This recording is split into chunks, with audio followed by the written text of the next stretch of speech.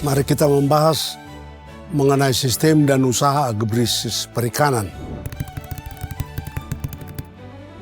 Sistem agribisnis perikanan adalah rangkaian kegiatan yang menghasilkan komoditas perikanan, mulai dari penyediaan input hingga pengolahan dan pelayanan pendukung. Secara ringkas, ini mencakup mata rantai hulu yang menghasilkan bibit, pakan, obat, mesin-mesin, usaha perikanan yang melakukan penangkapan atau budidaya. Pengolahan hasil menjadi produk setengah jadi atau siap konsumsi, serta layanan pendukung seperti perdagangan, transportasi, pembiayaan, dan research. Karena sebagian besar tangkapan masih berasal dari alam, meskipun dengan teknologi modern, karakter produksi perikanan menggabungkan unsur budidaya dan unsur memanen yang disediakan oleh alam. Konsekuensinya, kebijakan dan intervensi harus menyesuaikan kombinasi pengelolaan sumber daya alam dan penguatan kapasitas budidaya, sehingga forward dan backward linkages sepanjang rantai dapat bekerja, risiko sumber daya alam dikelola, dan efek multiplier ekonomi dari pengolahan serta jasa dapat dimaksimalkan. Ada 4 subsistem utama membentuk keseluruhan huluisasi atau upstream agribisnis yang memproduksi bibit ikan, pakan, obat, dan mesin usaha tani perikanan, on-farm agribisnis yang melaksanakan penangkapan dan budidaya, termasuk budidaya ikan hias dan rumput laut. Hilirisasi, downstream agribisnis yang mengelola hasil menjadi produk olahan ikan, tepung, produk rumput laut, serta produk untuk farmasi, kecantikan, dan horeca, dan layanan pendukung, servis for agribisnis seperti perdagangan, perbankan, asuransi, logistik, pelabuhan, research, pendidikan, dan kebijakan publik. Setiap subsistem memiliki peran tersendiri dan saling mempengaruhi.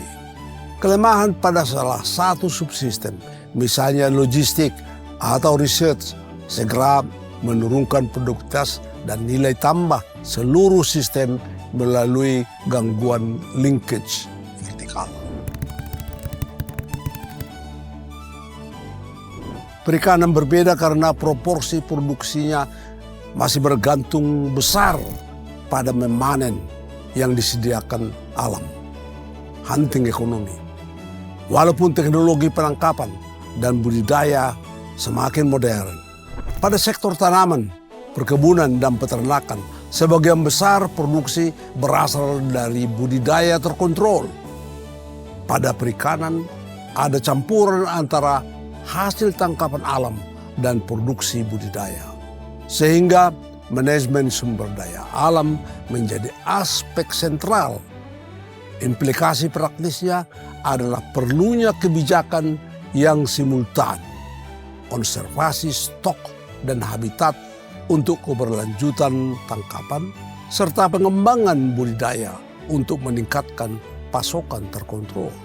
Pendekatan ini memperkuat forward dan backward linkage karena stabilitas pasokan mendorong investasi hilir dan layanan pendukung. Sementara multiplier effect dari pengolahan dan pariwisata maritim dapat meningkat bila stok dan rantai pasok dikelola secara berkelanjutan.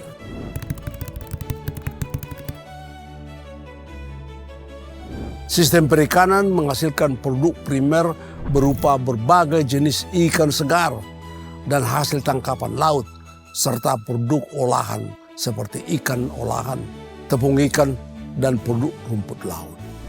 Selain itu muncul produk jasa seperti agromaritim wisata dan ikan hias serta jasa lingkungan berupa penyerapan karbon dan produksi oksigen yang terkait dengan fitoplankton dan rumput laut. Sifat joint product ini berarti satu aktivitas dapat memberikan nilai pangan, nilai ekonomi, olahan, nilai pariwisata, dan nilai ekologi sekaligus. Oleh sebab itu, perencanaan harus mengakui nilai lingkungan selain nilai pasar, sehingga instrumen ekonomi dan regulasi bisa menghitung trade-off dan sinergi antara output untuk menghasilkan manfaat ekonomi yang luas dan berkelanjutan.